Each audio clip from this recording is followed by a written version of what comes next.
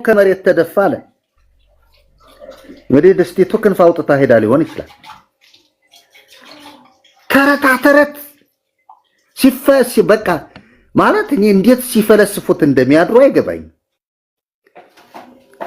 በእውነት እኔ እኮ ነበርኩበት ያዘ እንደዚህ አይነት ተረት በአእምሮዬ ላይ ሲፈለሰፍ አያድሩ። የት እንደሚያመጡት እኮ ጸበሉን ውሃ ነው ብላ ወጥ ሰርታበት፣ ጸበሉም ከሆዷ ነው የሚገባው፣ ወጡም ከሆዷ ነው የሚገባው። ምን አስፈናጠረው ነው? ጸበል ጠጥታ ሽሮ እንዳትበላ ነው። አያችሁ ነገ ምን አድርገው ይህን ትምህርት እንደሚያመጡት እንግዲህ እናያለን። እንደዚህ ሲባል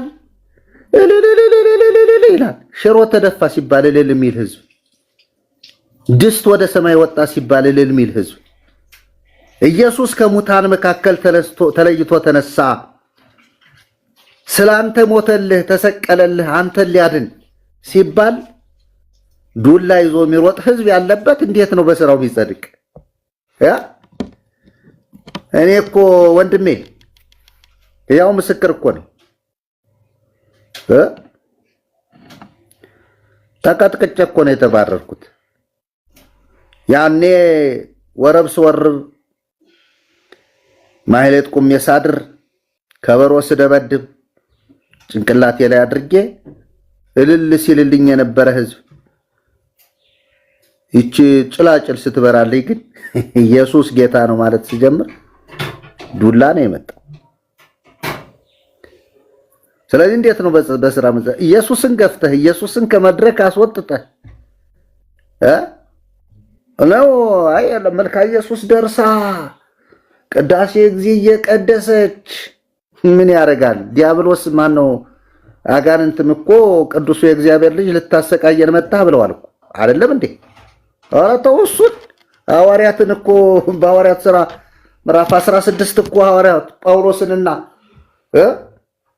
ማናቸው ሲላስን እነዚህ የልዑል እግዚአብሔር አገልጋዮች ባሪያዎች ናቸው የሚሏቸውን ስሟቸው ብሏል እኮ ሰይጣን ጠንቋዩ በዚያች በሟርተኝነት መንፈስ ባለባት ሴት ያለው የእግዚአብሔርን ስም አይጠራም ማለት አይደለም። ሰይጣን ወንድሜ አጋንንትን ይፈራሉ፣ ያምናሉ፣ ይንቀጠቀጡማል ይላል መጽሐፍ ቅዱስ። እሱ አይደለም ዋናው የሚለይህ። ያው የሚለየን አንድ ነገር ነው። በኢየሱስ ክርስቶስ አምነን የእግዚአብሔር ልጆች መሆን ብቻ ነው ከዚህ ነገር የሚለየን እንጂ ስም መጥራት አይደለም። ስምም አይጠራል እኮ ምን ችግር አለ? እና ወንድሞች እህቶች፣ ለክርክር ለጥል ቤተ እምነትን አስጠብቆ ለማስቀጠል ብላችሁ ጉንጭ አልፋ ክርክር አትከራከሩ።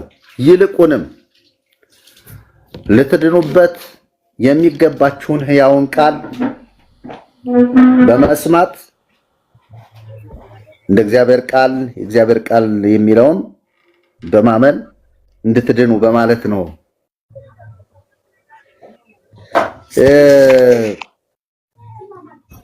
አንድ ክፍል አንብብና ጨርሳለሁ።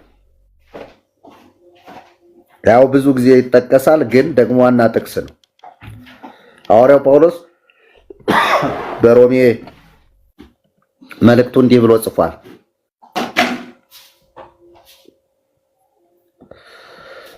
ቁጥር 8 ላይ ምዕራፍ 10 ቁጥር 8 ላይ ሮሜ መጽሐፍ ነገር ግን ምን ይላል? ባፍህ በልብህም ሆኖ ቃሉ ቀርቦልሃል። በየት? በተራራ በአርሴማ ደብር በምናምን የለም።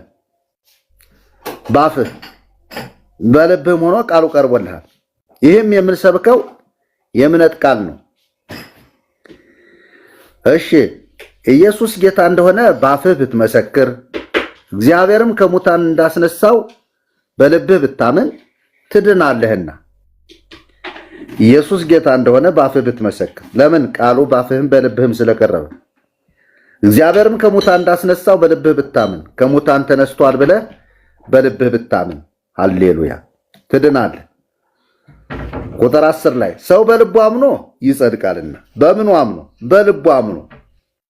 ራሱ ሰርቶ ይላል፣ ዝክር ዘክሮ ይላል፣ ምጽዋት መጽውቶ ይላል፣ የተራዛ አልብሶ ይላል፣ የተጠማ ጠጥቶ ይላል፣ የታሰረ አስፈትቶ ይላል አይልም። ይሄ ሁሉ የሚሆነው ይሄንን ካደረክ በኋላ ነው። ይሄ ሁሉ ዋጋ የሚኖረው መልካሙን ስራችሁን አይተው የሰማዩን አባታችሁን ያከብሩ ዘንድ ከተወለድክ በኋላ አባትህን አባትነቱን ካወቅ በኋላ መወለድህን አውቀህ የአባትህ ቤተሰብ መሆንህን ካወቅ በኋላ የምትሰራው ስራ ነው እሱ ሁሉ። ለምን መልካም ስራ አያስፈልግም የሚል አማኝ የለም። 4 ነጥብ። ለምሳሌ እኔ በኪሴ ገንዘብ ኑሮኝ ወንድሜ አብሮኝ በጌታ ያለ ወንድም ተራብኩ ሲለኝ ዝም ብዬ ማየት አልችልም። ይሄንን የሚያስችል ጸጋ አይደለም ያለኝ፣ የሚሰጥ ጸጋ ነው። የሚቆረስ የሚከፈል ጸጋ ነው ያለኝ። ለምን እሱን ደግሞ በሌላ አንቀጽ እናየዋለን። እንደ ሮሜ መጽሐፍ ምዕራፍ 12 ሄደን ማየት እንችላለን። በልግስና ይስጥ ይላል፣ እርዳ ይልሃል። ምንም ችግር የለውም እኮ ይሄ። ማንን ነው እንዲህ ያለው? ያመነውን ነው። የሚቀድመውን አስቀድም። ይሰማል እና በልቡ አምኖ ይጸድቃልና በአፉም መስክሮ ይድናልና ይላል መጽሐፍ። በእርሱ የሚያምን ሁሉ አያፍርም ይላል።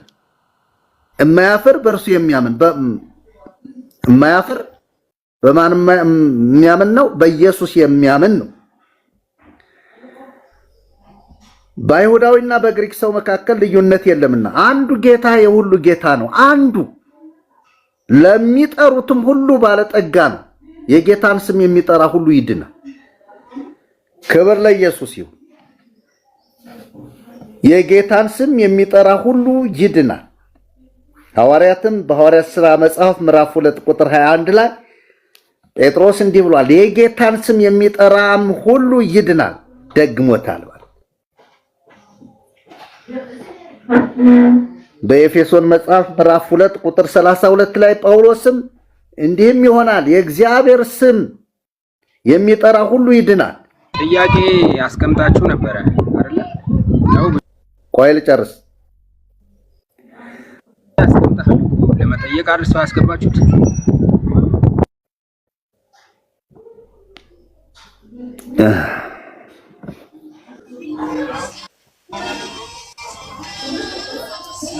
ክብር ለጌታ ይሁን። እንግዲህ ይህንን ነገር በደንብ አድርገን እንወያይበታለን። ግን እንዳላችሁት ይሄ አሁን ያወራሁት የምንድንበትን መንገድ ነው። መጀመሪያ ሳውራው ነበረ፣ ግን ስራቸው ይሄን ይመስላል የሚል ነው።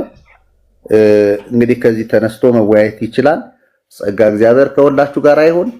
እንግዲህ ዛሬ እሁድ ከመሆኑ የተነሳ ትንሽ ፕሮግራም አለችኝ። እግዚአብሔር እናመልካለን። ወደዛ ስለመሄድ ጌታ እግዚአብሔር ይባርካችሁ።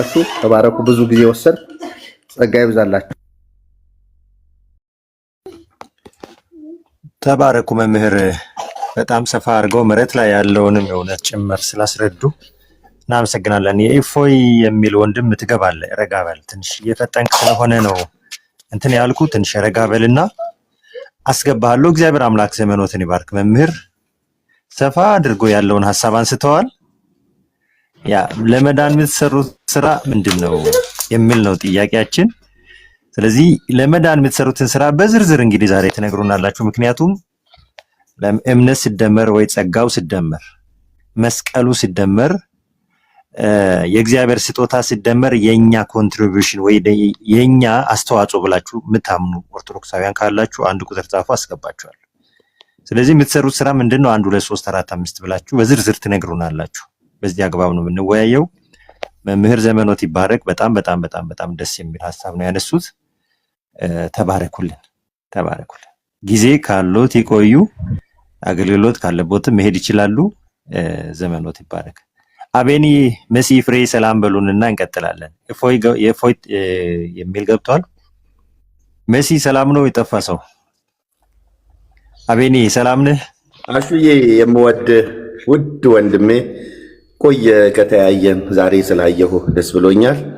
ቅዱሳን ሁላችሁም ገስት ላይ ያላችሁ እታችም ያላችሁ ተባረኩልኝ። እወዳችኋለሁ አለሁ። እሺ መሲ አለ መሲ እና ፍሬ ሰላም ማለት ከቻላችሁ እስቲ ሰላም በሉንና የኢፎይ ተማሪ ሐሳባችንን ተረድተሃል? ሰምተናል በደንብ? አዎ ሰምቻችኋለሁ በደንብ። ምክንያቱም አንድ ሰው ማመን ብቻ ነው እንጂ መልካም ስራ አያስፈልገውም የሐሳብ ሰው ማለት ነው። እስቲ ድገምልኝ እንደገና ሐሳብን። አሽዬ ሰላም ብያችኋለሁ። እንደምን አደራችሁ? ማመን ብቻ ነው እንጂ መሲ ሰላም ላንተ ይሁን። ሰላም ይብዛ። ዌልካም ብያለሁ። እሺ አንድ ሰው ማመን ብቻ ነው እንጂ በፍርድ ቀን ስራ አያስፈልገውም እያልክ ስለሆነ ማለት ነው። ከራሱ የሆነ የሚጠበቅ ነገር የለም። ተሳስተሃል አይደለም? መምህሩ ያስተማሩ እንደዛ አይደለም። ቆይ ከራሱ የሚጠበቅ ነገር የለም ማለት ቆይ ተጣሞ ነው የገባህ ጥያቄው። ያሉትን በግልጽ ላስረዳህ። እኔ ለመዳን እኛ የምንሰራው መልካም ስራ ምንም የለም ለመዳን። ከዳን በኋላ ግን በመልካም ስራ እናድጋለን ነው ያሉት። እንዲህ ብለህ ስማ። ዞሮ አንድ ሰው ስራ ያስፈልገዋል ማለት ነው አይደለ? ስለ ዳኑ ሰዎች ነው እንጂ ስላልዳኑ ሰዎች ከሆነ የምታወራው ያልዳኑ ሰዎች ኦልሬዲ ፍርድ ውስጥ ናቸው። አሁን በዳኑት ሰዎች ላይ የምታወራ ከሆነ ስለ ዳኑት ሰዎች ከነሱ የሚጠበቅ ነገር አለ የለም ነው ጥያቄው። መልካም ስራ አያስፈልግም ስላልከው ከሰው አሁንም ይግባ የተባለውን አንዴ ደግመህ አዳምጥ። አንዴ ብቻ ደግመህ አዳምጥ። ለመዳን ለመጽደቅ የዘላለም ሕይወት ለማግኘት በዘላለም ርስት ለመጻፍ ኢየሱስ ክርስቶስ ጌታችን የሰራልን ሥራ በቂ ነው። በእምነት እንድናለን፣ ጸጋው በእምነት አድኗችኋል ይላል። ይህም ከሥራ አይደለም፣ ማንም እንዳይመካ ካለ በኋላ ኤፌሶን 2:8 የዳነ ሰው መልካሙን ሥራ ለመስራት በክርስቶስ ይፈጠራል።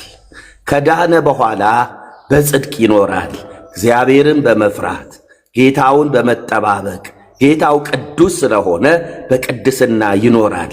ጠላ ሰፈር አይሄድም፣ ጠጅ ሰፈር አይሄድም፣ ዝሙት ሰፈር አይሄድም፣ ስድብ ሰፈር አይሄድም። በቅድስና አሁን እኛ አማኞች እንደምንኖረው ይኖራል ማለት ነው። ተባረክ። እንዲህ ነው የተባለው። እያወራን ያለነው ስለ ዳኑ ሰዎች ነው አይደለ? አንድ ሰው በየራሱ መንገድ ድኛለሁ ብሎ የሚያምንበት መንገድ አለ። ሰው ከዳነ በኋላ ከራሱ የሚጠበቅ ነገር አለ የለም ነው ጥያቄው። ስላልዳኑ ሰዎች አይደለም። ያ እፎይ ምናልባት ግልጽ ላድርግልህ። ይኸውልህ አንተ ሰው ለመዳን ወይ ለዘላለም ሕይወት እምነት ብቻ በቂ ነው ብለህ ታምናለህ? ክርስቶስ በቂ ነው ብለህ ታምናለህ? ብቻ የሚል አስተምህሮ የለም። ሲጀመር ያመነ የተጠመቀ ነው እና አንተ ያመነ ብቻ ብለህ ታረጋግጠው የተጠመቀም ይድናል ይላል። ያመነን ብቻ ልትወስደው ነው? ሰው በክርስቶስ ኢየሱስ ሲያምን የዘላለም ሕይወት አለው። እኔ ብቻ የሚለውን ከራሱ ቤት መጽሐፍ ከራሱ ቤት ላይ መጽሐፍ ገልጬ አሳየዋለሁ። ብቻ የሚለውን ግን እሱን ከመግለጤ በፊት እኔ አንድ ጥያቄ የምጠይቅህ እፎይ፣ አንተ ድናሃል? ድናሃል ስትለኝ ከምንድን ነው ድናሃል ማለት? መዳን ማለት ነው። ስለ ዘላለም ሕይወት ነው እያወራን ያለ ነው። ጴንጤዎች ድናናል ብለን ወይም ስለ ድህነት የምናወራው ስለ ዘላለም ሕይወት ነው የምናወራው። ከወባ በሽታ ወይም ከሆድ ቁርጠት አይደለም። ድናሃል ወይ? አዎ በደንብ ድኛለሁ እላለሁ። ምክንያቱም እነዚህ ድህነቶች ንገረኝ ካልክ፣ እሺ በጣም ጥሩ ኖ አይ ቆይ እዛ ላይ አቁም። ስለዚህ ድናሃል ወይ ስለ አውድኛለሁ ካልከኝ ቆይ እኔ እሱ ጋር ልኩኝም እኮ እንዴት ዳንክ ምናምን ነገር። አሁን ድኛለሁ ካልከኝ ለመዳን የሰራኸው ስራ አለ? ያለ እግዚአብሔር ያለ ሕግ ትሰራለህ እንዴ? ያለ ሕግ ትድናለህ? እግዚአብሔር ትእዛዝ ያለ ሕግ ነው ማለት ነው። ለመዳን የሰራኸው ስራ አለ ወይ ወንድሜ? ለመዳን የሰራኸው ስራ አለ? ስራዎች አሉ። ትክክል። መጠመቅ ስራ ነው አይደለ? ለመዳን የሰራኸው ስራ ድኛለሁ ስትለኝ ለመዳን አሁን መዳንህን ካወቅ ለመዳን የሰራኸው ስራ አለ ወይ? አዎ ያ ዋጋ የከፈለልኝ አምላኬ አምኖ የተጠመቀ የእግዚአብሔርን ልጅነት ለማግኘት መጠመቅ ያስፈልጋል። መጠመቅ ቅዱስ ስጋውን እና ቅዱስ ደሙን መውሰድ እነዚህ ስራዎች ናቸው፣ ህጎች ናቸው። እግዚአብሔር ህግ አይደለም እያልኩ ህግ ከሆነ ስራ ነው እንግዲህ ንስሐ መግባት ስራ ነው። ኦኬ የጌታን እራት መውሰድ መጠመቅ እነዚህ ነገሮች ስራ ናቸው? ዝም ብሎ በውሃ መነከር ነው እንዴ ተጠመቁ ሲል ክርስቶስ? ይሄንን ያመነ ጥያቄ አታድርጓ። አሁን እነዚህ ነገሮች ስራ ናቸው ወይ? አዎ በለኝ ወይም አይደለም በል። ናቸው። የእግዚአብሔር ህጎች ካልሆኑ ምንድነው? ኦኬ በጣም ጥሩ። እነዛ ነገሮች ስራ ከሆኑ እነዚህ ነገሮች ማድረግ የምትችለው መጀመሪያ ምን ስታደርግ ነው? የጌታን ራት የሚወስደው ሰው ወይ መጠመቅ ያለበት ሰው ምን አይነት ሰው? ስታምን። በጣም ጥሩ። ድኛለሁ ስትለኝ አንተ ለመዳን የሰራኸው ስራ አለ ወይ ነው? እምነቱ ነው። እምነቱ በጸጋው በኩል ነው እንጂ አንተ ቁጭ ብለህ ጥያቄውን ላስተካክልልህ። ቁጭ ብለህ መንግስት ወይም ደግሞ በፍርድ ወንበር ላይ አንተ ምንም ሳትሆን በፍርድ ወንበር ላይ ወዳጄ ሰማያት ትገባለህ ማለት አይደለም። እያደመጥክ አይደለም። አይተሃል። አሁን እዚህ ቲክቶክ መንደር ላይ እየዞርክ ነገሮቹ ክርክር ስለሆኑብህ የምንጠይቀው ጥያቄ ግልጽ እየሆነልህ አይደል? አንተ ልክ ነህ። አድመጠኝ ነው መጀመሪያ መዳን ማለት ልግለጽ እንዴ ያልከኝ እኮ ነው። እኔ መዳን እሱን አይደለም የኔ ጥያቄ፣ እሱ አይደለም። አሁን ለመዳን የሰራው የህግ ስራ አለ። ስለ ህግ ስራ እሺ እናውራ። ለመዳን የሰራው የህግ ስራ አለ። በጣም መልካም። አንድ ሰው ጥምቀት የህግ ስራ አይደለም? የክርስቶስ የህግ ስራ ነው። ኦኬ መጽሐፍ ቅዱስ ገለጥና ጥምቀት የህግ ስራ ነው የሚለውን ነገር ገልጣ አሳይ። አድመጠኝ። የህግ ስራ አይደለም ነው? የህግ ስራ ነው አልከኝ እኮ። ጥምቀት የህግ ስራ መሆኑን መጽሐፍ ቅዱስ ገልጣ አሳየኝ። አድመጠኝ።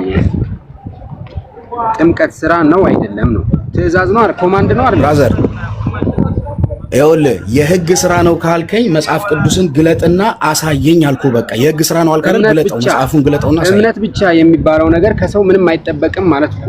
አንተ እምነት ብቻ ስትል ወዳጄ አትሽሽ። አሁን ከኔ ጥያቄ አትሽሽ። አትሽሽ አትበለኝ። እኔ አልሸሽም። ምንም ሸሽበት ነገር ስማኛ። ጥምቀት የህግ ስራ ነው ካልከኝ የህግ ስራ መሆኑን ገልጣ አሳየኝ መጽሐፍ ቅዱስ። በጣም ጥሩ። እሺ አንድ ጊዜ ልስጥ። መንገድ ላይም ስለሆንኩ አንድ ልስጥ ይሰጣል። ጥቅሱን ስጠኝ፣ እኔ እከፍትልሃለሁ። ችግር የለም። በደንብ አድምጣቸዋል። እዚህ ያላችሁ 19 ሰዎች ጥምቀት የህግ ስራ ነው ብሎናል። አድምጠዋል። ሞዲፋይ የተደረጉ ናቸው።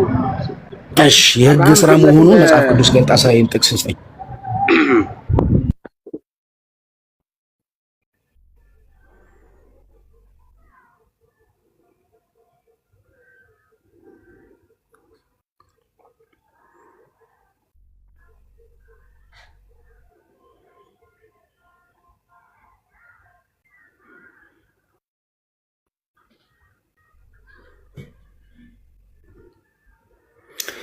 እሺ ሰላም ያላልኳችሁ ወዳጆች መጋቢ ያዳነ አቤኔዘር በቀጣይ አምነህ ድነሃል ወይ የሚለው ጥያቄ እንዳትረሳ። ከዛ የህፃናት ጥምቀት ጋር ሄዶ ሲወደቅ ያበቃል ፕሮግራሙ። ትክክል፣ ችግር የለውም በለው። ህፃናት ጋር ሄዶ እንዳይደበቅ ራሱ። ኦልራይት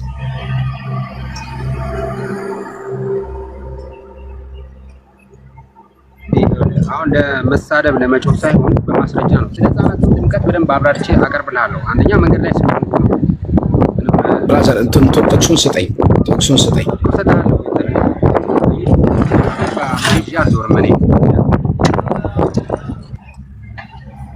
ማህበረ ቅዱሳን ጋር ሊደውል ነው እኮ ጥቅስ ሊጠይቅ። እውነት አይደል? ማስታወሻ ሊፈልግ ነው። ለክርክር የሰጡት ጥቅስ አለ። ምን አይነት ግብዝነት በኢየሱስ ክርስቶስ!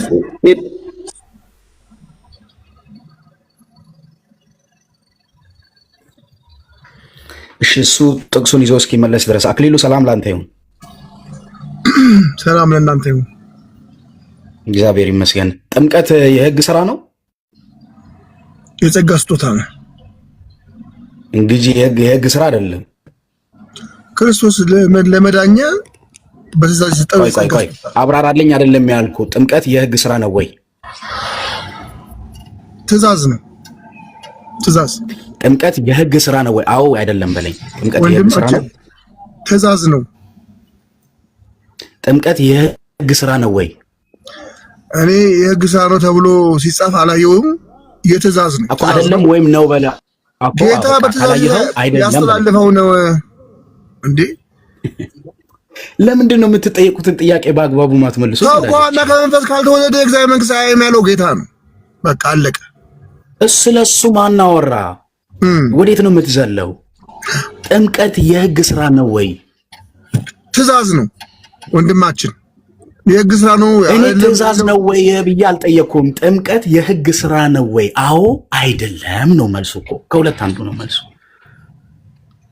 እኔ የህግ ስራ ነው ተብሎ የተጻፈ ቦታ አይቼ ስለማላውቅ እኮ አይደለም በለኛ። ቴንኪው አመሰግናለሁ። እፎይ በደንብ ሰምቷል። ቴንኪው አክሊሉ አመሰግናለሁ። በጣም ጥሩ። ስለዚህ ሰው ለመዳን የሚሰራው ስራ አለ? አዎ ለመዳን የሚሰራው ኦኬ። በኢየሱስ ክርስቶስ ማመን በቂ አይደለም ትላለህ ማለት ነው? አይደለም። በኢየሱስ አምኖ የዳነ ሰው ያንን ድነቱን እንዳያጣው በጎ ስራ ይሰራል። በጣም ጥሩ። አሁን ያልከውን ነገር ራስህ አድምጥ። በኢየሱስ ክርስቶስ አምኖ የዳነ ሰው ነው ያልከኝ። የዳነ ሰው ያንን መልካሙን ስራ ይሰራል። መልካሙን ስራ እየሰራ ያለው በክርስቶስ አምኖ ስለዳነ ነው ወይስ ገና ለመዳን ነው እየሰራ ያለው? አይደለም። አዳምጠኝ። መዳን ፕሮሰስ ነው። ለምን መሰለህ? ያዕቆብ 4 ቆይ ጥቅስ ልስጥህ። ያዕቆብ 4 ቆይ እዛ አትሂድ። ለስተ ጥቅስ እንደ እዛ አትሂድ ብራዘር። እና የት ይሄድልህ? የምለውን ነገር አድምጠኝ። ከራስ ንግግርም ተነስቼ ከመጽሐፍ ቅዱስም ተነስቼ ነው የምናገረው። ሰው በኢየሱስ ክርስቶስ አምኖ ከዳነ በኋላ አልከኝ። ስለዚህ ሰው በኢየሱስ ክርስቶስ ሲያምን ድኗል ማለት ነው። አዎ አምኖ ትእዛዙን ተቀብሎ ይድናል። እውነት ድኗል። በጣም አምኖ ከዳነ በኋላ መልካሙን ስራ የሚሰራው ለመዳን ነው ወይስ አምኖ ስለዳነ ነው መልካም ስራ እየሰራ ያለው? ያንን ድነቱን የዳነበትን ድነት እንዳያጣው ጽድቅ ስራ ይሰራል። ኦኬ የጽድቅ ስራ መጽሐፍ ቅዱስን ግለጥልኝ። በጣም ጥሩ። ግን አሁን ከራስ ጋር እየተጋጨ እንደሆነ ላሳይ። አምኖ ድኗል። አለመስራት ራሱ ኃጢአት ነው። አለመስራት ራሱ ኃጢአት ነው። ጌታ እየተደማመጠን አኬ ከንግግርህን ራስ ደግሜ እነግርሃለሁ። ቆይ አሁን ወደ ስራ እኮ አትሩጡ እናንተ ኦርቶዶክሳውያን እኮ ባይዘው እውነት እናውራና ስለ ስራ ቢባል እኮ እናንተ ከስራ ጋር ምንም አይነት ዝምድና ያዕቆብ 4:17 አንብበው ይመልስልሃል። ያዕቆብ 4:17 አንብበልኝ ቶሎ በል። እንሄዳለን። አሁን ችግር የለው። መጽሐፍ ቅዱስ እኮ እኛ ሙሉ በሙሉ እኮ ነው የምንለው እኮ ይነበባ። እኔ አንድ ቀን እንኳን ለማድመጥ ሞክር። ችግር የለውም። ከአንተ ንግግር ተነስቼ የምጠይቀን ጥያቄ በደንብ አድርጋ አድምጠኝ። ሰው በኢየሱስ ክርስቶስ አምኖ ከዳነ በኋላ መልካምን ስራ ይሰራል አልክ። በዛ ተስማማን። ይህ ሰው አምኖ ስለዳነ ነው መልካምን ስራ እየሰራ ያለው አይደለ? አምኖ የዳነ ሰው መልካም ስራን ይሰራል። ለምን? በጣም ጥሩ። ስለዚህ አምኖ ስለዳነ ነው መልካምን ስራ እየሰራ ያለው። ያንን መዳኑን እንዳያጣው ማለት ነው። አምኖ ስለዳነ ነው መልካምን ስራ እየሰራ ያለው አይደለ? ድኗል። ስለዚህ መልካምን ስራ እየሰራ። ስለዚህ ለመዳን የሚሰራው አይደለም። ኦልሬዲ ስለዳነ ለመዳን የሚሰራው አይደለም ማለት ነው። አንድ የሚሰራ ያገኘውን ጽድቅ እንዳያጣው በጎ ስራ ያስደግፍበታል። ስለማጣትና ስለማግኘት እያወራው አይደለም። አኬ እየሰማኝ ከሆነ ሰው ለመዳን መልካም ስራ መስራት አለበት ወይ ስለ አዎ አልከኝ። እሺ የመልካም ስራ የሚሰራው ሰው ምን አይነት ሰው ስለ ደግሞ የዳነ ሰው በኢየሱስ ክርስቶስ አምኖ ለምሳሌ ልንገርህ፣ ለመዳን በክርስቶስ አምኖ ድኗል አልከኝ እኮ። ቆይ ለመዳን የሚሰራው በክርስቶስ አምኖ ድኗል አልከኝ። አንድ የመጨረሻው ፍርድ ሲመጣ ባክ ያደመጥ ፕሊዝ ሎጂክ አይሰራም። እኔ አሁን መጽሐፍ ቅዱስ ላስቀምጥልህ የምትሰማኝ ከሆነ ማለት ይኸውልህ አኬ ፕሊዝ፣ አሁን አንተ ያነሳው ሐሳብ አለ መዳን ፕሮሰስ ነው ብለሃል። ይሄ ደግሞ የመጽሐፍ ቅዱስ ትምህርትም አይደለም። በየትኛው መጽሐፍ ነው መዳን ፕሮሰስ ነው የምትሉት። ሰው ከዳነ በኋላ ቅድስና ወይም በቅድስና መኖር ነው ፕሮሰስ እንጂ መዳን ፕሮሰስ የሚባል ነገር የለም። እንዴ መዳን ፕሮሰስ ከሆነ ኢየሱስ ክርስቶስ በመስቀል ላይ መሞቱ ምንድን ነው ትርጉሙ? በመስቀል ላይ ደሙን ማፍሰሱ ምንድን ነው ትርጉሙ? ፕሮሰስ ከሆነ እንዴ አትሊስት እንኳን እኛ የምናገረውን ነገር ባትቀበሉ እንኳን መጽሐፍ ቅዱስ የሚለውን ነገር እንኳን ለማድመጥ እኮ አንተ አትበሉ። በቃ መዳን ፕሮሰስ ነው አይልም መጽሐፍ ቅዱስ። መዳን ፕሮሰስ ነው ብሎ የሚያስተምረው የትም ቦታ ላሳየህ፣ ግለጥልኝ። እሱ ልስጥ መዳን ፕሮሰስ መሆኑ ማለት ነው። የራሳችሁን መዳን በፍርሃትና በመንቀጥቀጥ ፈጽሙ ይላል። የሚፈጸመው ማለት እንዴ ቆላስይስ 2 ኦኬ፣ በጣም ጥሩ። አንብብ። ቆላስይስ 2 ምዕራፍ ስንት? ቁጥር ስንት? ቁጥር ስንት? እሺ ቁጥሩን ልፈልግ። አትጥቀም። ቆላስይስ ሳይሆን ፊልጵስዩስ 2:12 ነው። ኖ አብኝ ይተው። ቆላስይስ ብሎኛል እኮ ቆላስይስ ላይ አለ ጽፈው አልጻፈም ነው። ቆይ ፊልጵስዩስ 2:12 እንግሊዝኛውን አንብበው። እምነታችሁን ፕራክቲስ አድርጉት፣ በተግባር እምነታችሁ አሳዩ ነው የሚለው። እንደዛ ነው ትርጉሙ። ቀጥሉ ወንድማችን። እዛው ቆላስይስ ላይ ብናነበው ይሻለው ነበረ።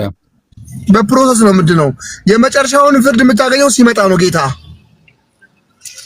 ከዛ የሚጠይቅህ ምንድነው ነው በፕሮሰስ ነው ምንድነው የሚጠይቅህ ምንድነው? ሰው ኢየሱስ ክርስቶስን ሲያምን እሺ ምንድነው የሚያገኘው?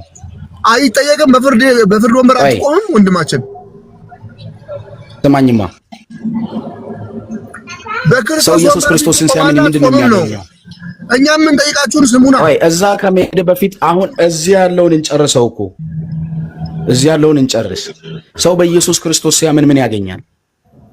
በጣም ጥሩ። ጽድቅ፣ ልጅ ይሆናል። የዘላለም ሕይወት ያገኛል አይደል? አዎ፣ ያንን ድነቱን አይደለ። የዘላለም ሕይወት የሚገኘው በመጨረሻ ጊዜ ክርስቶስ ሲመጣ ነው። አዳምጥ። የዘላለም ሕይወት ስለዚህ ሰው በኢየሱስ ክርስቶስ ሲያምን የዘላለም ሕይወት አገኝም። ይኸውልህ፣ አዎ የልጅ ይሆናል ወንድሜ። የጸጋ ስጦታውን ይቀበልና ልጅ ከሆነ በኋላ አዲስ ፍጥረት ሲሆን በጎ ስራ ለመስራት የተፈጠረው ሲጀምር አስቀድሞ ያዘጋጀውን መልካሙን ስራ ለመስራት በክርስቶስ ኢየሱስ ተፈጠርን ይላል። ቆይ አሁን ለምን መሰለ በስነ ስርዓት እያዋራሉት ብዙ ጊዜ የእግዚአብሔርን ቃል በተለያየ ትርጉም ስለምሰጡት ነው። አሁን እቺን ጥያቄ ብቻ መልስልኝ፣ ሌላውን ነገር ሳናሰፋው።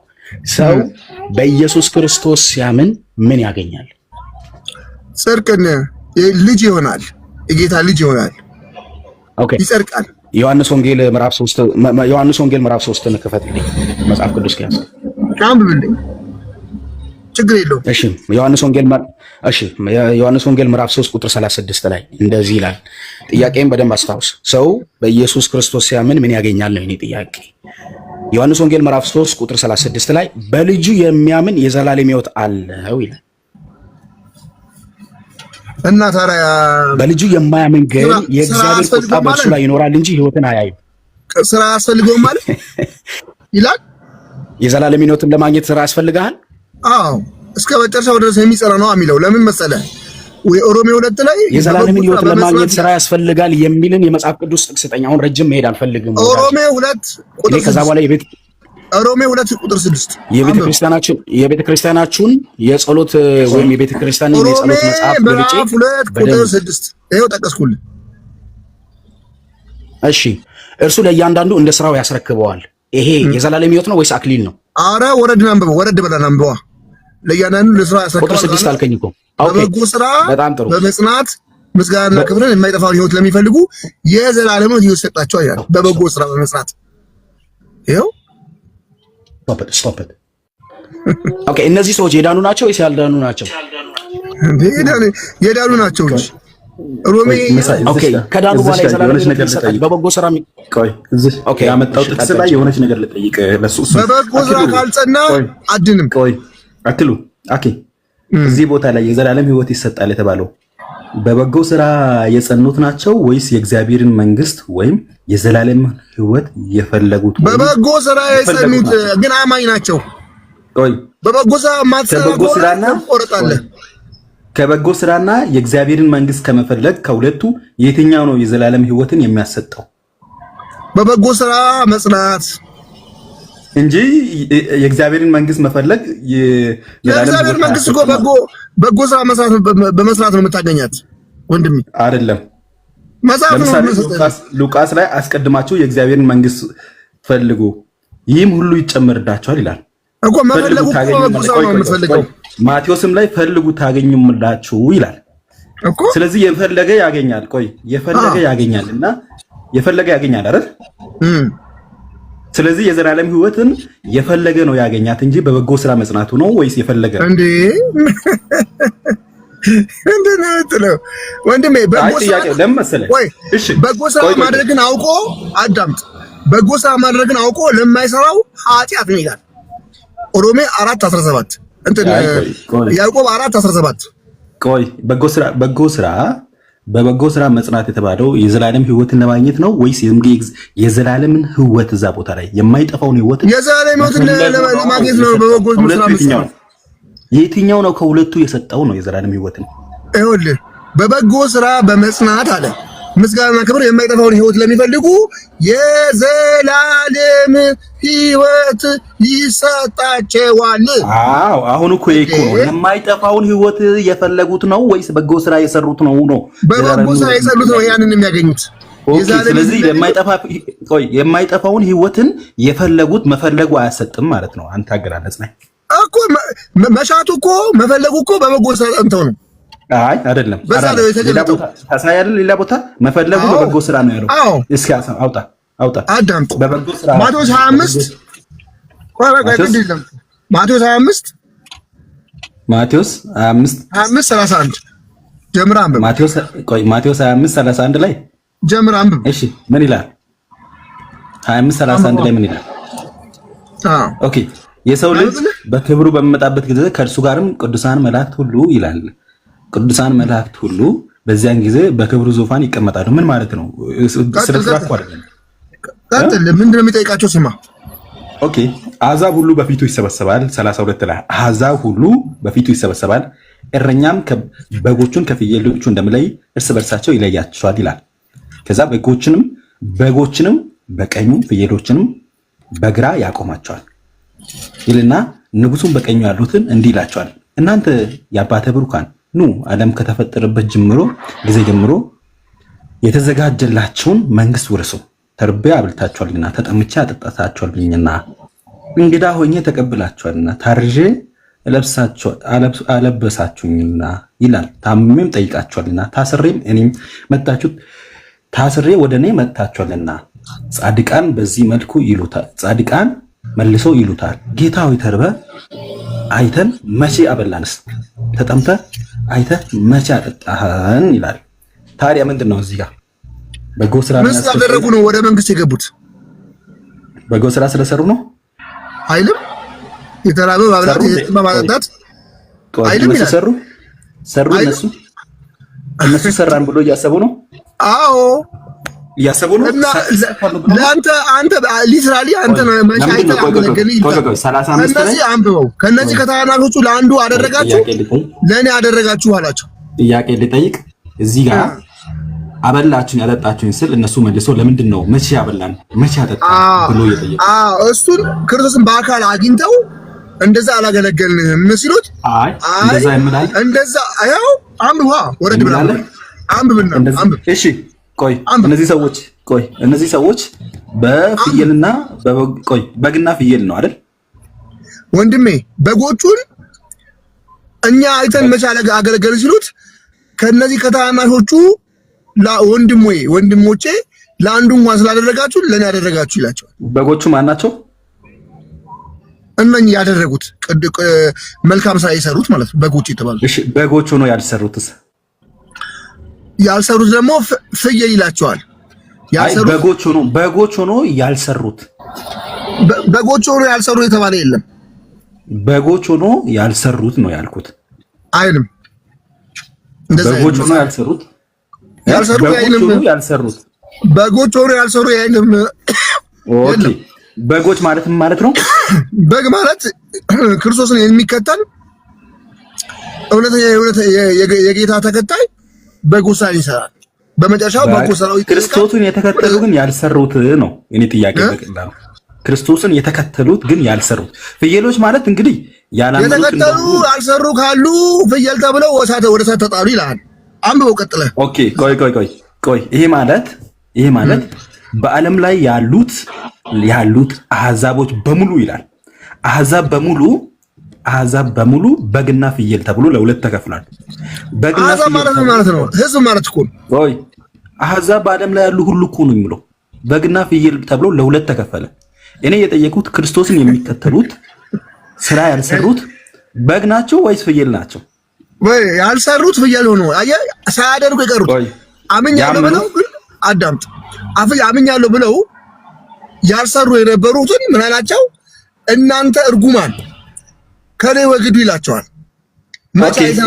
ዮሐንስ 3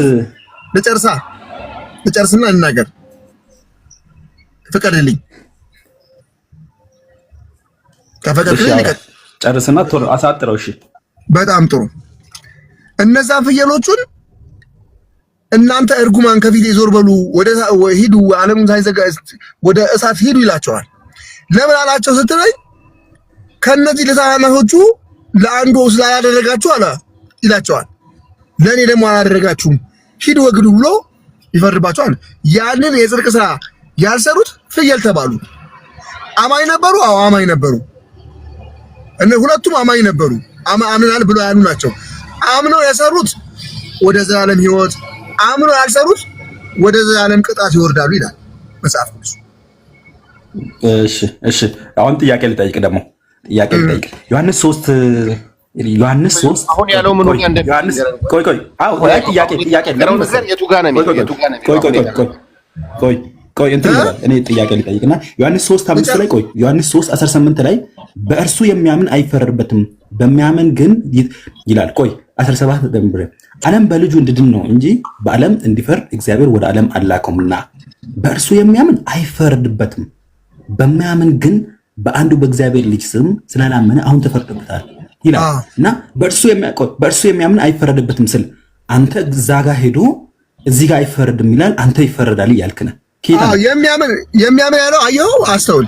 የሚያምን ያለው አምኖ ምንም ውስጡ ላይ ምንም እንከን የሌለው ወይም ደግሞ አምኖ አመነ የሚባለው አንድ ሰው አምኖ የትእዛዙን የፈጸመ ነው። እነዛ ደግሞ በማያምን ግን አሁን ተፈርዶበታል አለ። አሁን አምኖ ማለት በልጁ ያመነ ይላል እንጂ አንተ እንዳልከው አምኖ ምናምን አላለም። አንተ ያልከው ክርስቶስ ዋሽቷል እዚህ ጋር ወይስ አላው? በማያምን ግን አሁን ተፈርዶበታል አለ። አይሆን በማያምን አሁን የተፈረደበት ፍርድ ውስጥ ነው። በቃ አይደለም እሱ ጋር አይደለም ጥያቄ በእርሱ የሚያምን አይፈረድም ይላል። አንተ ደግሞ ይፈረዳል እያልክ ነው። አንደኛው አምኖ ያልሰራ ሰው እንደ አማኝ አይቆጠርም። አምኖ ያልሰራ ሰው ካላመነ አሕዛብ ጋር አብሮ ይጣላል። አልፈርድም እያለ እኮ ነው ክርስቶስ። ዋሽቷል ማለት ወንድሜ፣ አምኖ ያልሰራ ኃጢአት ነው ይላል። ምን መሰለህ?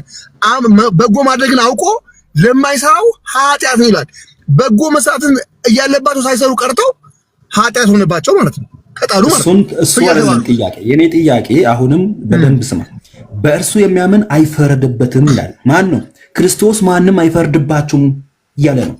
አንተ ደግሞ ተመልሰ ስራ ስላልሰራ ይፈረድበታል እያልክ ነውና ክርስቶስ ዋሽቷል ወይስ እዚህ ጋር አይፈረድም ያለው? በእርሱ የሚያምን አይፈረድበትም ያለው እኮ አዳምጥ። በእርሱ የሚያምን አይፈረድበትም ያለው አምኖ ትእዛዙ የፈጸመ አማኝ ነው አለ የምላለ እንደዚህ። አዎ የታለ አምኖ መፈጸም የሚል ወንድማችን አጨምርበት። አምኖ መፈጸም የሚል ይላል። አምኖ ያልማይሰራ ቃሉ እንደዛ አይጨምርበት። በጎ ማድረግን አውቆ ወደኋላ ሮሜ ጋር እንምጣ። ምክንያቱም አንተ ቃሉ ያላለውን ነገር ካንተ ማውራት ከፈለህ እኔ እንደዛ ከሆነ ለምኑን ታዲያ ሙስሊሞችን እንቃወማለን? በማመን አሁን ተፈርዶበታል ያላመነ ሰው እኮ ጭራሽ ለአሕዛቡ ነው የተነገረው። ቅድም ያመጣው ዮሐንስ ሮሜ 2:7 ላይ እንግሊዘኛ ላይ የዘላለም ሕይወት በበጎ ስራ በመጽናት ይገኛል የሚለው ነገር በአማርኛ እንደሆነ ታውቃለህ። እንግሊዘኛ ሁሉም እንግሊዘኛ ሲታነበው እዛ ቦታ ላይ የዘላለም ሕገኛን ስለመስራቱ እንጂ ስለማግኘቱ ነው። አውጣና አንብብልኝ። ላንብብ። እንግሊዘኛ አውጣና አንብብ።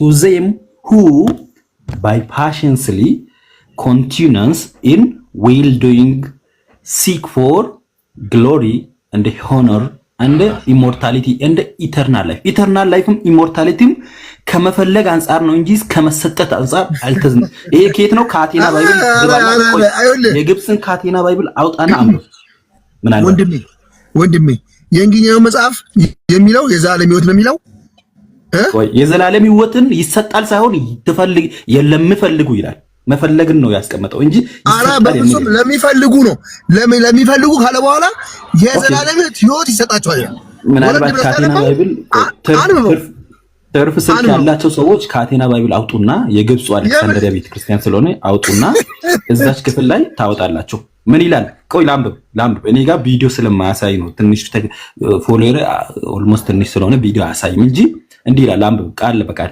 to them who by patient continuance in well doing seek for glory and honor and immortality eternal life ከሲካንስ ከመፈለግ አንፃር ነው እንጂ ከመሰጠት አንፃር የተነገረ ነገር እዛ ወረድ ብለህ አንብበው ወረድ ብለህ እሺ ወረድ ብዬ ሳነበው ደግሞ ምን ያለው but unto them that are contentious and do not obey the truth but obey unrighteousness indignation and wrath ይሄ ሌላ ነገር ነው ሲጀመር ከመሰጠት ጋር እዛ ቦታ ላይ ከመፈለግ ብቻ ጋር አንፃር ነው ያስቀመጠው ወንድማችን እኛ ይሄው በመጽሐፍ ቅዱስ በጥቅስ አሳየው አንድ አማኝ በጎ ስራን መስራት አውቆ ለማይሰራው ሰው ኃጢአት ነው በጎ ስራ ራሱ አለ መስራት ኃጢአት ነው አለ በቃ እግዚአብሔር ማጣት ነው ይላል የግብፅን ባይብል እንግሊዘኛውን ተቀበላለህ አሌክሳንድሪያ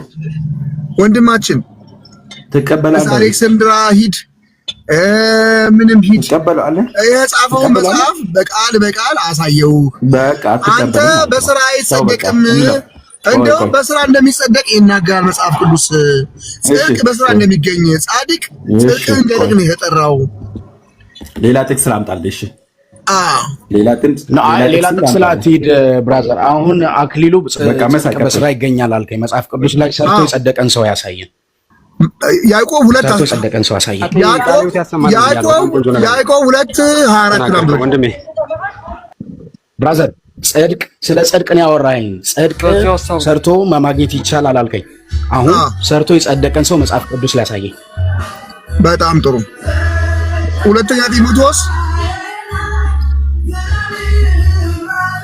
ምዕራፍ 4 አውጣው መጽሐፉን ሁለተኛ ጢሞቴዎስ ምዕራፍ 4 ቁጥር 6 ቅዱስ ጳውሎስ የጽድቅ አክሊል አግኝቷል አክሊልና አንብበው የዘላለም ሕይወት አንድ ነው እንዴ ብራዘር አንብበው ኦኬ አነብዋለሁ ቶሎ በል እኔ እኮ እንዴት እንደተምታታባችሁ አክሊል ምንድነው እስቲ ንገረኝ ብራዘር ቶሎ አንብብ በቃ ዝም ብለህ አንብብ አክሊል ምንድነው የጽድቅ አክሊል የምን አክሊል አለ የጽድቅ አንብበው አክሊል ምንድነው ኧረ አንብበው ይነበብ ለምን አክሊል ምንድነው ይለኛል እኔ ቃሉን አነባለሁ እኮ መጀመሪያ ተርጉምልኝ አክሊል ምንድነው የጽድቅ አክሊል ማን ይቆይ ራሱ ይመልስ አክሊሉ ሁለተኛ ጢሞቴዎስ ምንድነው ቆይ አዳምጠኝ ሁለተኛ ጢሞቴዎስ ምዕራፍ 4 ቁጥር 6 ላይ ላንብብልህ በመሰዋዕት እንደሚደረግ የኔ ሕይወት ደግሞ ይሰዋልና የሚሄድበትም ጊዜ ደርሷል መልካሙን ገድል ተጋድያለሁ መልካሙን ስራ ሰርቻለሁ ሩጫዬን ጨርሻለሁ ሃይማኖቴን ጠብቄያለሁ ወደፊት የጽድቅ አክሊል መልካም ስራ አይልም ብራዘር ገድል ማለት ነው አታምታታ መጽሐፍ ቅዱስ መልካም ገድል ተጋድያለሁ ሲል መልካም ስራ ሰርቻለሁ ሳይሆን ስለ ወንጌል መላፋቱን ነው እየተናገረ ያለው እንጂ መልካም ስራን አይደለም እየተናገረ ያለው አንተ ስለምትለው መልካም ስራ አይደለም ቃሉ የሚያወራው አይል መልካሙን ስራ መልካሙን ገድል ተጋድያለሁ ሩጫውን ጨርሻለሁ ሲል ሃይማኖቴን ጠብቄያለሁ እያለ መልካሙን ገድል ተጋድያለሁ ማለት መልካምን ስራ ፈጽሜያለሁ አይደለም እያለ ያለው መልካሙን ስራ ገድል ማለት ምን ማለት ነው ስለምትለው በቃ እሱ ካላወቅ ገድል ማለት ስራ ማለት መሆኑን ካላወቅ ጠይቅ መልካሙን ስራ ብሎ ቢናገር ብራዘር መልካም ስራ ነው ብለህ እንኳን ብትተረጉም መልካም ስራ ለመጽደቅ የሰራው ነገር ሳይሆን ወንጌልን መስበክ ነው እየተናገረ ያለው አክሊሉ ምንድነው ጽድቅ ነው አይደለም መልስልኝ አክሊል ምንድነው ራሱ አክሊል የጽድቅ አክሊል ነው አለ። የጽድቅ አክሊል የህይወት አክሊል ማለት አክሊል ማለት ምን ማለት ነው? ምንድነው አክሊል? የምን አክሊል ያገኘው መሰለ? የጽድቅ አክሊል ያገኘው ስጦታ ማለት ነው። የህይወት ስጦታ። እኔ የምን አክሊል አገኘ ሳይሆን አክሊል ማለት ትርጉሙ ምንድነው? ይሄ ሰው አይሰማም እንዴ? አክሊል ማለት ምንድነው? በቃ ለሰራው ነገር የሚሰጥ ክብር፣ የክብር እንትን ነው እና ያ የዘላለም ህይወት ነው። አዎ የጽድቅ አክሊል እኮ ነው የሚለው። የጽድቅ አክሊል እኮ ነው የሚለው። ስለ አክሊል ነው ያወራውለት። አክሊል ማለት ጸደቀ ማለት ምን ማለት ነው? ጸደቀ ማለት ምን ማለት ነው? ጽድቅ ምን ማለት ነው? ብራዘር የጽድቅ አክሊል ብለህ ነው የምትለው። አክሊል ምንድነው? የምን አክሊል? አክሊል ምንድነው? አክሊል ምንድነው?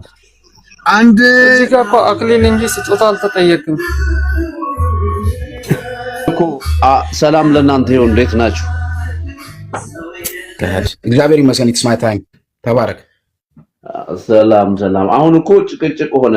ብዙ ጊዜ ይሄ ለምኞታቸው የሚሆን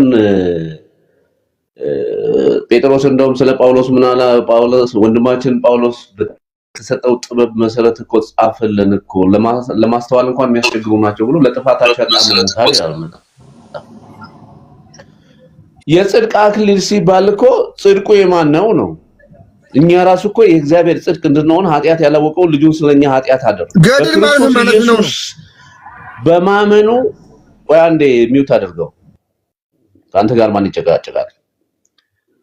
ጽድቅ እኔ ራሴ እኮ የእግዚአብሔር ጽድቅ ነው የሆንኩት እኮ። ሁለተኛ ቆሮንቶስ ምዕራፍ 5:21 ላይ እኛ ራሱ የእግዚአብሔር ጽድቅ እንድንሆን ኃጢአት ያላወቀው ልጁን ስለኛ ኃጢአት አደረገው። በማመኔ እኔ ራሴ የእግዚአብሔር ጽድቅ ስለሆንኩ ነው የጽድቅ አክሊል የሚሰጠኝ።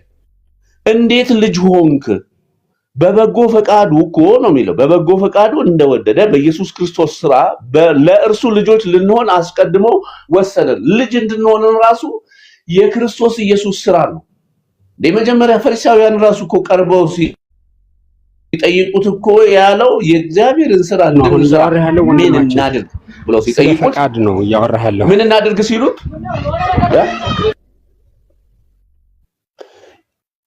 የእግዚአብሔርን ስራ እንድንሰራ ነው እያወራህ ያለው። ምን እናድርግ ሲሉት ባያኔ ሚውት አድርገው። የእግዚአብሔርን ስራ እንድንሰራ ምን እናድርግ ሲሉት እኮ የእግዚአብሔር ስራ እሱ በላከው እንድታምኑ ነው አላችሁ። አሁን ስራ ይባላል እንጂ ስራው ራሱ ምንድነው ተብሎ ቢጠየቁ የሚመልሱት አንድ ነገር የለም። ሳይሰሩ የስራ ጠበቃ፣ ሳይጠመቁ የጥምቀት ጠበቃ፣ ሳይድኑ የመዳን ጠበቃ ለምን እንደሚሆኑ የዘላለም ህይወት እንዴት እንደማይፈልጉት በቃ በክርስቶስ ኢየሱስ ትምህርት እኮ ማይኖር አምላክ የለውም። ስራው ራሱ ሰዎች የሚያወሩት ከእግዚአብሔር ቃል ውጪ የሆነው ነው ወይንስ ራሱ የእግዚአብሔር ቃል ስራ ብሎ የጠቀሰዋል? አሁን ስራው ራሱ ምንድነው ተብሎ ቢጠየቁ እንዲህ ብታደርግ ይላል። ለምሳሌ መጠመቅ ስራ ነው እያሉ ያነሱ ነበር። የሚጠመቀው ማን ነው እንዴ? ያመነ ሰው እኮ ነው የሚጠመቀው። ያመነ ሰው ሲያምን በስሙ ንስሐና የኃጢአትን ስርየት የተቀበለ ሰው ከእምነት የሆነው ጽድቅ ኢየሱስ ክርስቶስ ጌታ እንደሆነ በልቡ አምኖ ባፉ ሲመሰክር የጌታን ስም የሚጠራ ይድናል ተብሎ ተጻፈ። ሰውየው ኦልሬዲ ይድናል። ስለዳነ እኮ ነው ከክርስቶስ ጋር ሞቻለሁ የሞተስ ከኃጢአቱ ጸድቋል ተብሎ ተጻፈ። ከክርስቶስ ጋር ስለሞተ እኮ ነው በጥምቀት ከሱ ጋር ተቀበርን ተብሎ ተጻፈ። ወደ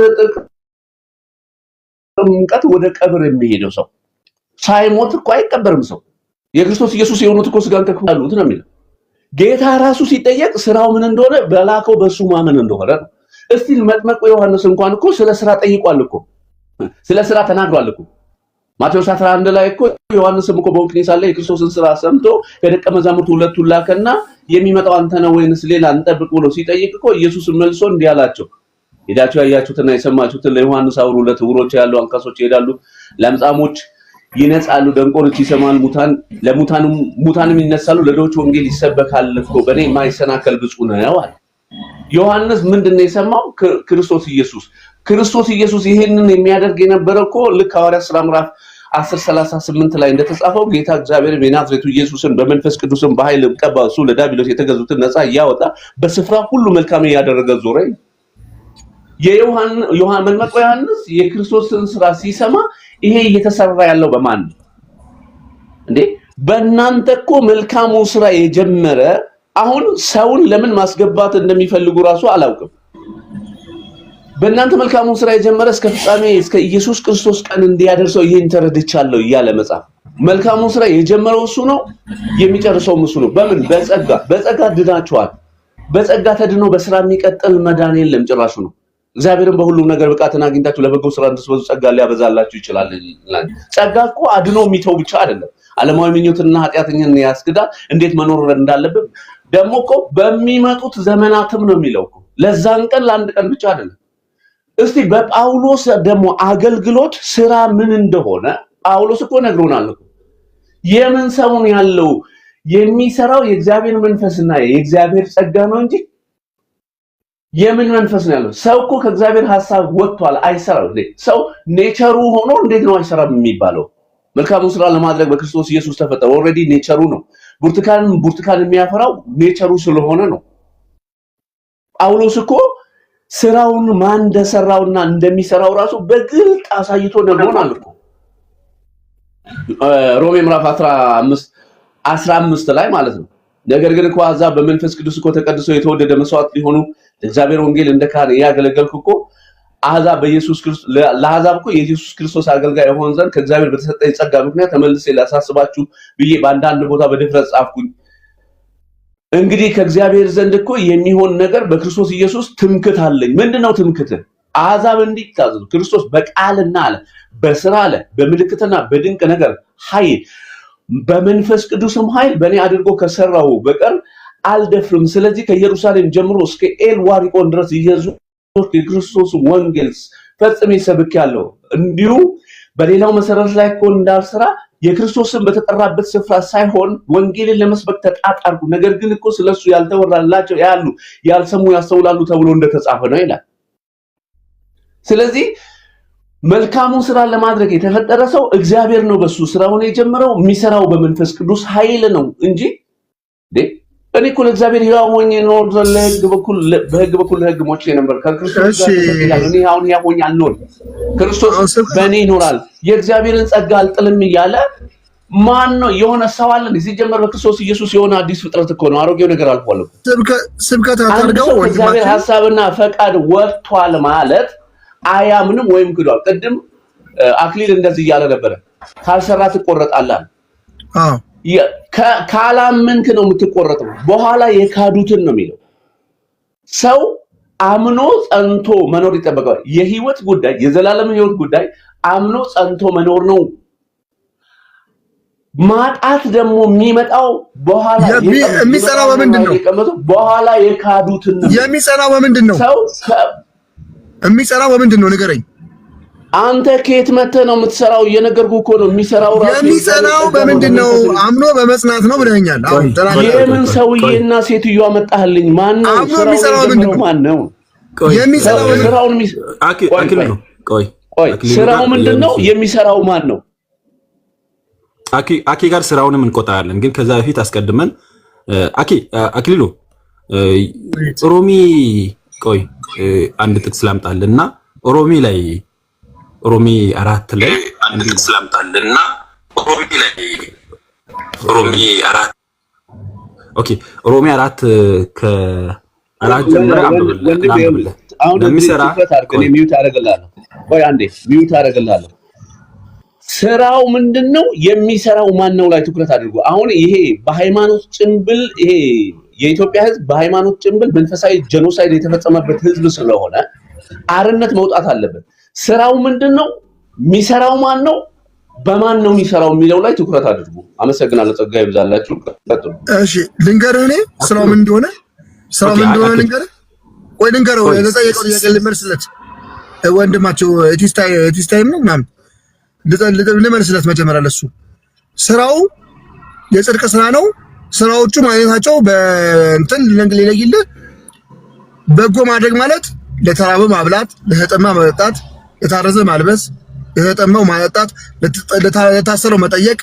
እነኚህን ነገሮች ትጠየቃለህ። እነዚህ ነገሮች ያላደረገ ፍሬ አላፈራምና ይቆረጣል። የሥራ አይነቶቹ እነዚህ ናቸው። በጎ ስራዎች ብቻ ናቸው።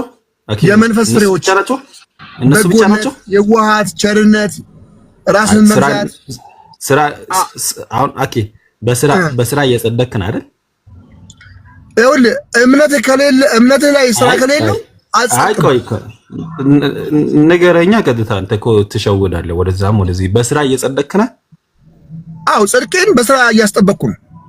ስራ እነዚህ ናቸው የአሁን አንተ የተናገርካቸው ብቻ ናቸው ወይስ ስራስ ምን ያክል ነው? እስኪ ሙሉ አላወቅኩም። ምን መሰለህ የዋሃት፣ ራስን መግዛት፣ ቸርነት፣ በጎነት እነኚህ የመንፈስ ፍሬዎች ናቸው። የመንፈስ ፍሬ የሌለው ሰው የመንፈስ ፍሬ ሙሉ ዘርዝርና ሙሉን እንደፈጸምክ ደግሞ እንዲና ከዛ በኋላ እንደ እግዚአብሔር ቅዱስ መሆን ትችላለህ። አዎ ቅዱሳን ናችሁ። ይኸውልህ ቅዱሱ እግዚአብሔር ቅዱስ መሆን ትችላለህ ወይ? አዳምጠኝ። ቅዱሱ ይቀደስ ይላል። ይኸውልህ ራእይ 22 ከ11 ጀምረህ ስታነብ አመፀኛውም ያምፅ እርኩሱም ይርከስ ጻድቁም ጽድቅን ያድርግ ቅዱስም ይቀደስ ይላል። ስለዚህ ምን እንደሆነ ታውቃለህ? እንደ እግዚአብሔር ቅዱስ ነህ ወይ ነው በስራ እሱ የባህሪ ቅዱስና ቅዱስ ነው። በባህሪው ቅዱስ ነው። ምክንያቱም የተጠየቀ በልግስና ቅዱስ እንሆናለን። ቆይ እንዲህ ይላል እንግዲህ በሰማዩ አባታችሁ ፍጹም እንደሆነ እናንተም ፍጹማን ሁኑ ይላል። በቅድስና ከመጣ ልክ እንደ አባታችሁ እንደ እግዚአብሔር ቅዱሳን እንድንሆን ነው የተጠበቅነውና እንደ እግዚአብሔር አንተ ቅዱስ ነህ እኮ ነገርኩህ እኮ። እሱ የባህሪው ቅዱስ ነው፣ በባህሪው ቅዱስ ነው። እኛ ደግሞ እሱ ስናምንና በሱ ስራ ስንጸና ቅዱስ እንሆናለን፣ እንቀደሳለን። አይ ቅዱስ ትሆን እኮ ወይ ነው አንተ በስራ ቅዱሳን ነኝ ነው በስራ ቅዱስ ነህ እንዴ? እግዚአብሔር ቅዱስ ነው፣ እኛም ተከታዮቹ ቅዱሳን ነን። ቆይ እንደ እግዚአብሔር ቅዱስ ነህ ማለት ነው። ቅዱስ ማለት እንደ እግዚአብሔር መሆን ማለት ነው እንጂ ከዛ የወረደ ከሆነ ቅዱስ አይባልም። ከእግዚአብሔር ጋር ቅድስና አይነጻጸርም፣ ግን ከሱ የተነሳ ቅዱስ ነው። ቆይ እየጠየኩት ያለሁት መሰለ ቃሉም ቅድስና ስጠይቅ እንደ እግዚአብሔር ብሎ ነው እንጂ ማቴዎስ ጋር 5:48 ላይ እንግዲህ በሰማይ አባታችሁ ፍጹም እንደሆነ እናንተም ፍጹማን ሁኑ ይልና ቅድስና ደረጃው የኛ ቅድስና ደረጃ እንደ እግዚአብሔር እንዲሆን ይጠይቃል። ቅድስና ደረጃ የለም ሲጀመር። ቅዱስ ሲባል በቃ እንደ እግዚአብሔር ነው ማለት ነው በሁሉም ነገር። አለዚያ ከዛ የወረደ ትንሽ እንኳን እንከን ከተገኘ ቅዱስ አይደለም፣ ቅዱስ አትባልም። አይደለም ማን ያለው እንደዚህ? አንተ በስራ ማስረጃ አንተ በእምነት አይደለም፣ ስለ ጽድቁ አይደለም፣ በእምነት እንደኔ ጥቅስ እየጠቀስክ አውጣና አሳየኝ። በቃ ይኸው ጥቅሱም አይውልህ ማንም የሚጭበረበር ላምብልህ ከላይ ጀምሮ ዮሐንስ እንግዲህ ማቴዎስ 5 ላምብላችሁ። ማንም ከ41 ጀምሮ ነው ከላይ ከፍ ብዬ 40 ጀምሮ ህጎችን ከዛ ጀምሮ ህጎችን ነው ሙሉ የሚዘረዝረው እንድናደርግ ማለት ነው፣ እንድረጋገጥ የሚያስቀምጣቸው በተለይ ማቴዎስ ወንጌል ላይም ሌሎችን ቦታ መግቢያ ላይ ሮሜም ላይ መጨረሻ አካባቢ 11 ወደ 10 ምናምን ስትሄዱ እንደዚህ የምንሰራው ነገር ምንድነው የሚለውን ነገር ያስቀምጣል። ስለዚህ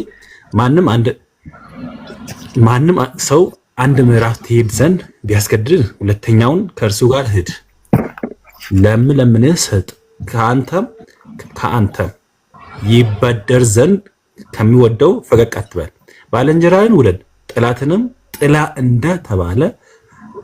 ጠላትህን ጥላ እንደተባለ ሰምታችኋልና እኔ ግን እላችኋለሁ በሰማያት ላለ አባታችሁ ልጆች ትሆኑ ዘንድ ጠላቶቻችሁን ውደዱ፣ የሚረግሟቸውንም መርቁ፣ ለሚጠሏቸውም መልካም አድርጉ፣ ለሚያሳድዷቸውም ጸልዩ። እርሱ በክፎች በበጎች ላይ ፀሐይን ያወጣልና በጻድቃና በኃጢአተኞችም ላይ ዝናብም ያዘንባል። የሚወዷቸውን ብትወዱ ዋጋ የላቸውም፣ ቀራጮችስ ያንን ያድርጉ የለም? ወንድሞቻችሁን ብቻ እጅ ብትነሱ ምን ብልጫ ታደርጋላችሁ? አሕዛብስ ያንን ያደርጋሉ የለም? እንግዲህ የሰማዩ አባታችሁ ፍጹም እንደሆነ እናንተም ምን ሁኑ? ፍጹማን ሁኑ ይላል። ምን እያለ ነው ጥያቄው?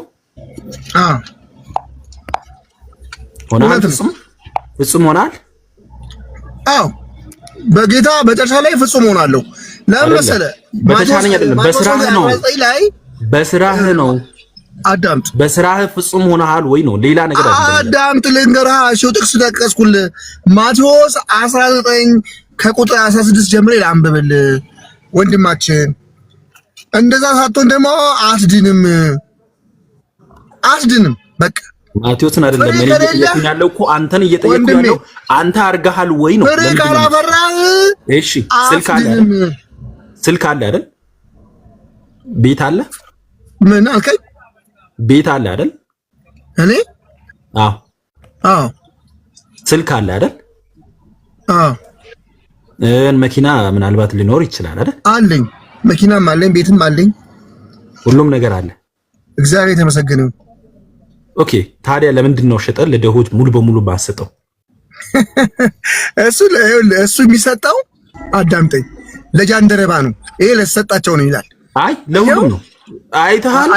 አሰራም ማለት ነው። ማሰራው ነው የምታወራው። ቆይ ለምንድን ነው ማሸጥ? አዳምጠኝ። ማቴዎስ 19 ከቁጥር 10 ጀምር አንብብልኝ። አውጣና አንብብ። ይሄ ምን ማለት እንደሆነ ጃንደረባ ሁሉ ትቶ ለተከተለ ነው።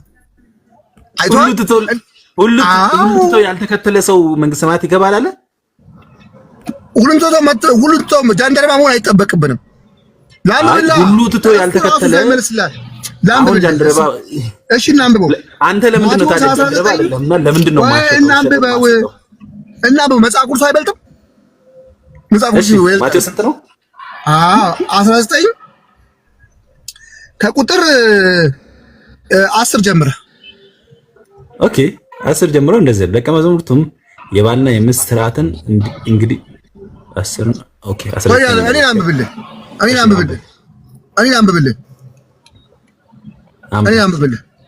ደቀ መዛሙርቱም የባልና የሚስት ስርዓት እንዲህ ከሆነ መጋባት አይጠቅምም አሉ። እርሱ ግን ይህ ነገር ለተሰጣቸው ነው እንጂ አለ ለሁሉ አይደለም። አየው በእናቱ ማህፀን ጃንደረባ የሆነ የተወለዱ አሉ። ሰው የሰለባቸው አረባካ ማለት ግባበና ምን አገናኝ ከስራ ጋር ከመልካም ስራ ጋር አረባካ በስራ ተጣላው አላልክም እንዴ? አይደለም እዚህ ጋር አሁን እንደዛ ያለው ነገር አለ። እስኪ ያሳየኝ። አንተ እንዳልከው ጃንደረባ ለሆነ ሰው ነው ይሄ እንጂ ለሁሉ አይደለም የምል አለ።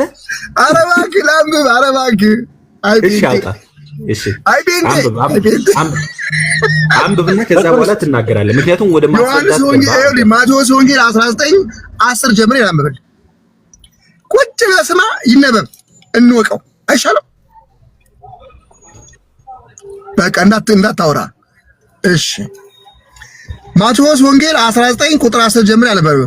ደቀ መዛሙርቱም የባልና የሚስት ስርዓት እንዲህ ከሆነ መጋባት አይጠቅምም አሉት። እርሱ ግን ይህ ለነገር ለተሰጣቸው እንጂ ለሁሉ አይደለም። በእናት ማህፀን ጃንደረባ ሆኖ የተወለደ አሉ። ሰው የሰለባቸው ጃንደረቦች